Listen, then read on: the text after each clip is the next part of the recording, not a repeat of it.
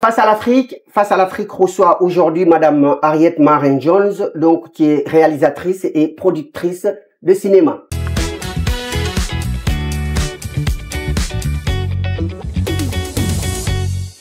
Mesdames, Messieurs, bonjour. Vous êtes sur Afrique 1 dans l'émission Face à l'Afrique. Nous recevons aujourd'hui donc Madame Harriet Marren-Jones, qui est réalisatrice et productrice de cinéma. Bonjour Madame. Bonjour, merci de me recevoir. Merci d'avoir accepté également notre invitation. Donc je vous demande face à la caméra de vous présenter à nos téléspectateurs. Alors je m'appelle Harriet Marren-Jones donc et je suis en effet la réalisatrice et la productrice d'un film qui sort le 10 septembre et qui s'appelle King of Kings à la poursuite d'Edward Jones. Très bien, merci beaucoup Madame. Donc vous êtes dans le cinéma et depuis combien de temps vous êtes dans le cinéma? Eh bien, en fait, j'ai fait toutes mes études universitaires dans le cinéma. Je suis allée vivre aux États-Unis à l'âge de 17 ans et j'ai fait d'abord un bachelor de visual media dans le cinéma et un master's à NYU, toujours dans le cinéma. Est-ce que vous avez de la famille qui était dans le cinéma avant? Pas du tout, absolument pas. Et d'ailleurs, quand j'ai décidé d'étudier ça, ma mère a été extraordinaire parce qu'elle m'a laissé libre, alors que d'autres personnes dans la famille trouvaient ça complètement farfelu, que c'était pas du tout un vrai métier de vouloir devenir réalisatrice. Oui, alors donc, mais qu'est-ce qui vous a motivé à faire ce métier alors? Alors, ça va paraître un peu étrange, mais il y a un film que j'ai vu à l'âge de 11 ans qui m'a totalement bouleversée. C'était pas du tout un film pour mon âge qui s'appelait Hiroshima mon amour de Alain Resnais. C'est un film en noir et blanc, mais alors je suis restée complètement éblouie. Et peu après, j'ai vu West Side Story, ce qui n'a rien à voir. Et ces deux films m'ont vraiment donné envie de faire du cinéma. Oui, donc j'ai aussi une nièce qui est dans ce domaine et elle m'avait une fois dit que le début n'est pas facile. Est-ce que c'était votre cas aussi? Alors le début est vraiment très compliqué, mais bon, chaque parcours est différent et singulier. Moi, quand j'ai terminé l'université, j'étais première en tout, j'étais magna cum laude, j'étais dans les 5% meilleures étudiantes des États-Unis et je me suis dit qu'on allait me dérouler le tapis rouge parce que mes courts-métrages avaient gagné plein de prix. Alors pas du tout, personne ne m'attendait et j'ai démarré tout en bas. Donc j'étais stagiaire sur des films et aux États-Unis et en France, puis deuxième assistante, script. Et j'apportais les cafés, je faisais la circulation et je me disais, c'est super d'avoir fait 6 ans d'université pour faire la circulation. Mais en fait, c'est très intéressant de commencer tout en bas et de grimper peu à peu. Et de monter peu à peu. Et vous avez du réseau, parce qu'on dit que c'est un métier de réseau. Eh bien, quand j'ai quitté les États-Unis et je suis venue m'installer en France, je ne connaissais absolument personne. J'ai envoyé mon CV partout, personne ne m'a répondu. Donc encore une fois, personne ne vous attend. Et j'ai fait plein de petits boulots pour démarrer comme hôtesse, par exemple, pendant le Festival de Cannes. Donc j'ai beaucoup travaillé au Festival de Cannes, au bureau des comédiens, à la presse, je parle plusieurs langues. Donc c'était et à partir de là, j'ai commencé à faire un petit réseau et surtout, j'étais en travaillant sur des longs métrages des autres en tant qu'assistante réalisatrice, j'ai commencé à créer mon réseau, puis j'ai refait 2 courts-métrages en France et mon long-métrage. Donc c'est la détermination qui vous a amené à ce niveau alors? Ah, je suis très obstinée, ça c'est sûr. Alors, donc, on va parler de ce film qui sort le 10 septembre, donc qui s'appelle King of King. King of King, donc je suis pas anglophone. Et donc à la poursuite d'Edward Jones. Bah, vous vous appelez Jones, Edward Jones, donc c'est de votre famille? C'est mon grand-père. Donc, Edward Jones, en fait, était mon grand-père. Et en quelques mots, mais après, j'espère que l'on va passer la bande-annonce, c'est un descendant d'esclaves qui va quitter le Mississippi parce qu'il est menacé par le Ku Klux Klan et qui va monter à Chicago comme beaucoup de Noirs à l'époque qui ont quitté le Sud pour aller dans le Nord et qui, en quelques années, va à Chicago développer un jeu qui à l'époque était illégal, mais qu'aujourd'hui tout le monde connaît comme le loto, et qui va faire une réussite phénoménale. Mais c'est dans les années 30-40, en pleine ségrégation, donc sa réussite et le fait qu'il ait autant aidé sa communauté a beaucoup dérangé, et ce qui fait qu'il s'est fait traquer de partout, les fédéraux, la mafia, dans tous les... Donc il est devenu l'ennemi de tout le monde en fait. Eh bien, en tous les cas, l'ennemi de la classe dominante de l'époque, ça c'est sûr, et de la mafia. Oui, alors donc à travers ce film, vous voulez lui rendre hommage, c'est-à-dire lui lui rétablir en quelque sorte, c'est cela? Ah mais en fait, ce film, je veux vraiment lui redonner sa place dans l'histoire, parce que c'est une histoire qui a été non seulement occultée dans ma famille, mais surtout aux États-Unis.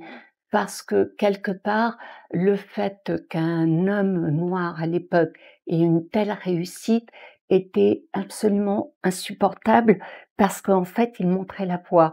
D'ailleurs, Samuel Black, qui était un très proche de Martin Luther King, a dit Barack Obama n'aurait jamais pu devenir sénateur ou président aux États-Unis si ça n'avait pas été à Chicago et que justement mon grand-père Edward Jones avait ouvert la voie pour ça.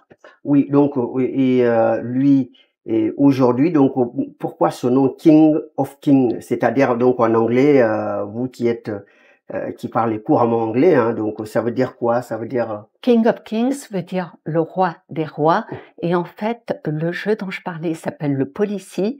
Les personnes qui géraient ce jeu étaient des noirs, c'était un jeu contrôlé par les noirs pour les noirs et en fait ces personnes-là s'appelaient des Policy Kings et mon grand-père a été le plus célèbre des Policy Kings et c'est pour ça qu'à l'époque on l'appelait The King of Kings, voilà. donc il était déjà héros avant avant que vous lui fassiez ce film, en fait? Eh bien, mon grand-père a été complètement un héros dans cette époque.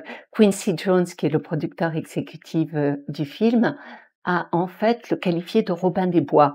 Et en fait, il voulait pas du tout aux riches pour donner aux pauvres, mais il avait développé ce jeu, il a créé plus de 10 000 emplois à l'époque, il a sponsorisé des sportifs comme Joe Louis, il a fait des choses absolument extraordinaires à une époque évidemment où la communauté noire souffrait énormément.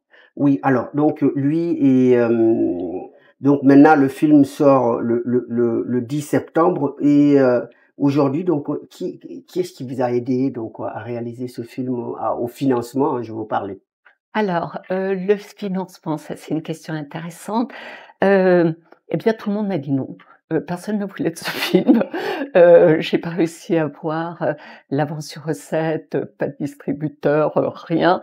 Heu, on me disait: «C'est trop américain, c'est trop commercial, c'est trop ci». Je n'avais jamais fait de documentaire. J'avais fait un long métrage et une douzaine de courts métrages, mais pas de documentaire.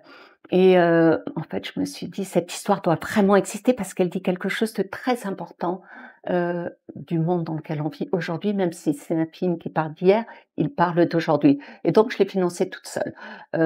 J'ai fait un crowdfunding, un financement participatif où en 1 mois, j'ai récolté plus de 100 000 $ et ensuite j'ai financé le reste, à travers des formations en ligne parce que pour pouvoir, vivre, j'ai, lancé 2 plateformes de formation en ligne qui aujourd'hui cumulent plus de 80 000 étudiants et une d'ailleurs est dédiée au cinéma, à l'audiovisuel et à l'écriture.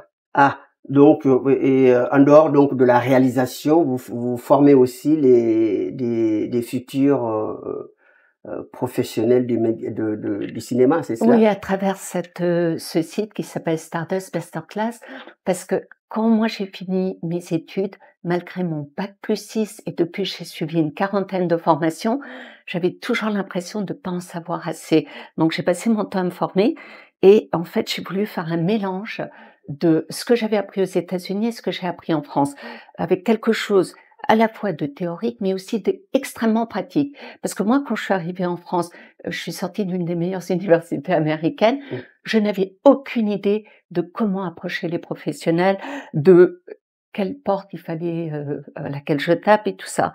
Et donc voilà, là, il y a quelque chose d'extrêmement pratique.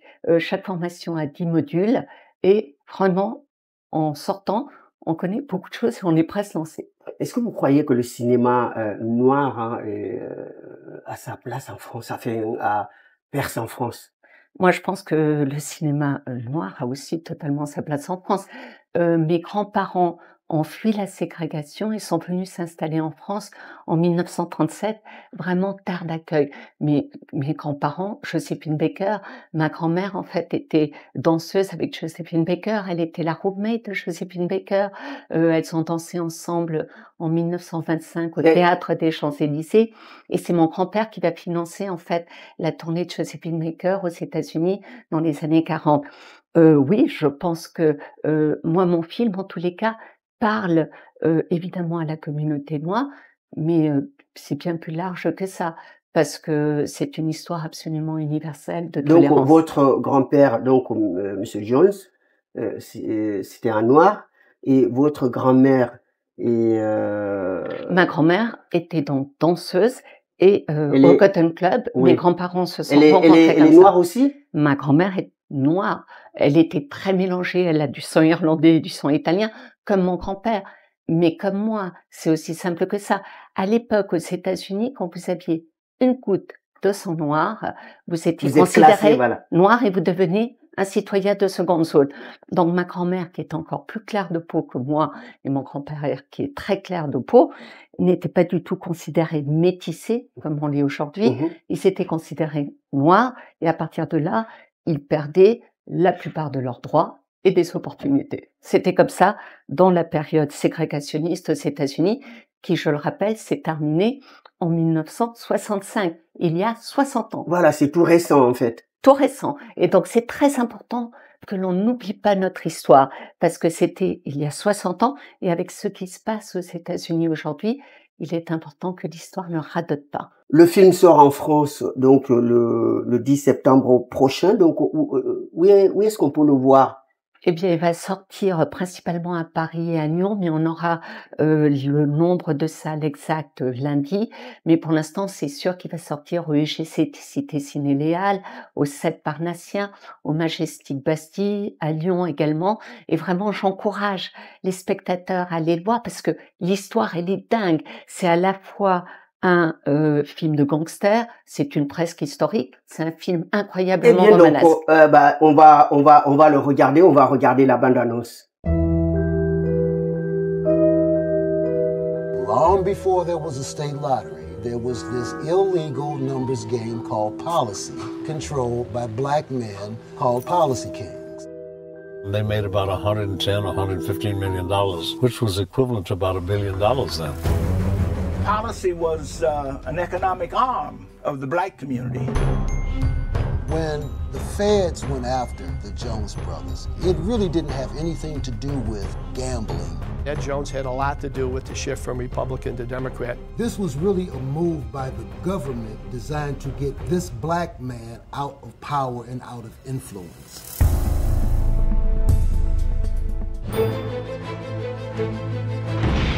Capone used the gun to get what he wanted. Ed Jones used the gun to protect what he had. My father was never a gangster. Maybe he was a gangster.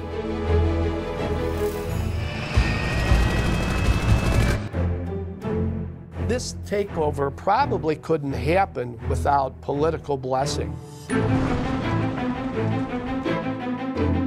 It's just so important to understand your history, because if you know where you come from, that helps you get where you're going.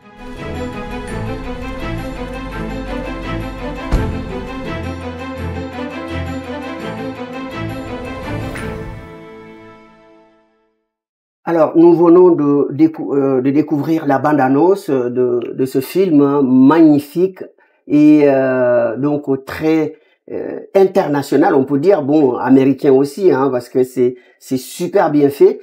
Eh bien, mais comment vous avez pu réaliser ça de cette façon-là? Eh bien, le fait d'avoir cette liberté totale, étant donné que j'avais pas de chaîne de distributeur, j'ai fait exactement ce que je voulais. Donc, quand la réalisatrice posait des questions, c'était à la productrice, donc à moi-même. L'auteur, c'était à moi-même, ce qui fait que j'ai pu faire exactement le film que je voulais. Et l'idée de ce film, c'était vraiment très important pour moi de le réaliser parce que c'est une histoire qui a été cachée, qui a été balayée sous le tapis. Non seulement au sein de ma propre famille, donc ça a été une enquête. Il y avait totalement un mystère autour de Edward Jones, mais aussi aux États-Unis. Donc voilà, pour moi, c'était très important que cette histoire voie le jour, non seulement pour ma famille, mais pour les Américains, pour les Français, parce que toute une partie se passe en France aussi. Alors, donc, maintenant, le prochain film de Harriet, c'est quoi? Vous avez déjà une idée sur le sujet? Oui, c'était très exactement ce à quoi je vais m'attaquer, mais il est important aussi de dire que l'histoire est tellement extraordinaire que je prépare une série sur la vie de mon grand-père avec un très très gros groupe américain. Ça n'est pas moi qui vais le réaliser. Ils sont en train d'aller chercher un des plus gros réalisateurs oscarisés pour faire cette série. Donc ça, c'est une partie. Je prépare aussi 2 séries en France, avec une avec Fédération et une autre avec Mandarin. Et je travaille déjà sur mon prochain long métrage. D'accord, mais vous ne voulez pas en dire plus pour l'instant. Non, mais je sais très exactement. Autant je me suis penchée pendant plusieurs années sur l'histoire de mon grand-père et ça m'a pris des années pour faire cette recherche, pour récupérer toutes ces images d'archives, parce que comme vous pouvez voir, je mélange images d'archives, séquences animées, journaux, documents, photos, interviews, enfin voilà. Et je voulais vraiment traiter ça comme un thriller. C'était très important parce que j'ai 2 enfants et je me suis dit, ils vont jamais avoir envie de voir un documentaire si c'est un petit peu ennuyeux. Et ce qui fait que j'ai mis beaucoup d'action, il y a de la musique, ça y va dans tous les sens. Et puis bon, d'écouter Quincy Jones, j'ai des intervenants extraordinaires.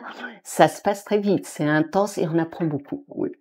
Alors, donc, c'est très intéressant. Donc, juste une dernière question, en effet, pour avant de clore cette interview. Donc, votre grand-père, j'ai l'impression que enfin, de toute façon, c'est indiqué dans le film le roi, mais vous êtes son premier fan, on peut dire cela comme ça. Vous êtes émerveillé. Vous l'avez pas connu? Non, je l'ai jamais connu. Malheureusement, il est décédé avant ma naissance. Il est mort en 1964, quand le Civil Rights Act a été promulgué et ça a pris effet en 1965. Je ne l'ai pas connu. Mais oui, je suis très très fière de mon grand-père. Je suis fière de ma grand-mère qui a aussi eu une épopée incroyable.